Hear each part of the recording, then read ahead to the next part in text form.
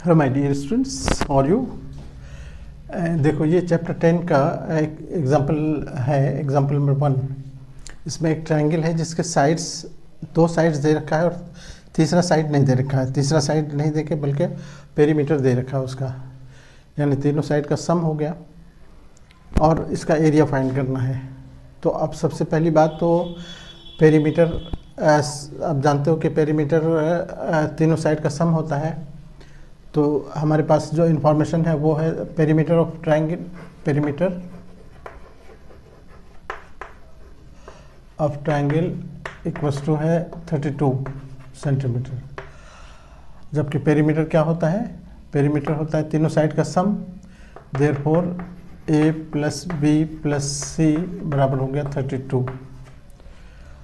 अब a हमारे पास a के सामने देखो 11 है, b के सामने देखो b के सामने 8 है, c नहीं मालूम है 32।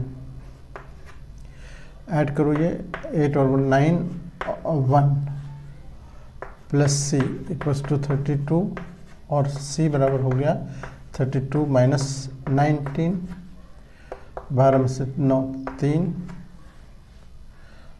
2 में से 1 1, 13 सेंटीमीटर ये हमारा निकल गया। अब हमारे पास ए बी सी तीनों आ गया।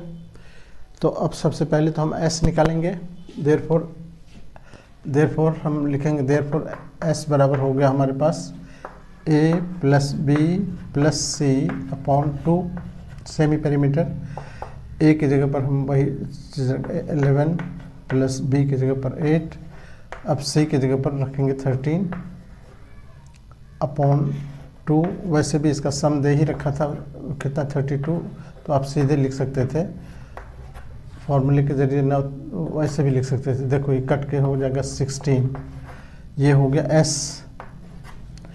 अब हमारे पास फॉर्मूला जो है देयरफॉर बाय हीरोज फॉर्मूला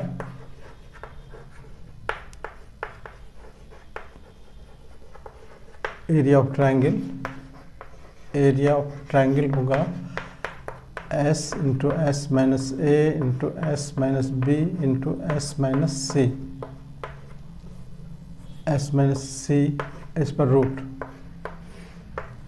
फिर s की जगह पर अब हम s निकल गया हमारे पास 16, या s की जगह पर 16 रखो, फिर 16 आ गया। a हमारा है कितना 11, b फिर s 16 माइनस कितना है 8, फिर s आ गया 16, c की जगह पर देखो c की जगह पर क्या है अभी निकला 13, ये हो गया। इस पर रूट डालो, है ना। तो अब ये देखो 16 रहने दो, यहाँ पर 16 माइनस 11 है, तो यहाँ पर माइनस करो 5, यहाँ पर देखो 8 माइनस करके आ रहा है 13, 6 में से 3। अब देखो 16 का तो हम 4 का स्क्वायर कर सकते हैं, 5 का कोई यहाँ ये नहीं बन रहा है, 4 बन रहा है। 4 का तो यहाँ 4 इंटू, या अगर चलो 4 को हम लिख सकते हैं यहाँ पर 4 इंटू 2 और 3 एज इट इज रह जाएगा। देखो ये 4 का स्क्वायर हो गया, यहाँ 2 का स्क्वायर हो गया, लेकिन अब जो बच गया वो 5 अनपेयर्ड रह गया, 2 भी अनपेयर्ड रह गया, 3 भी अनपेयर्ड रह गया, 5 भी अनपेयर्ड रह गया। अब इसको आप कुछ नहीं कर सकते हो, इस दोनों का तो रूट हट जाएगा।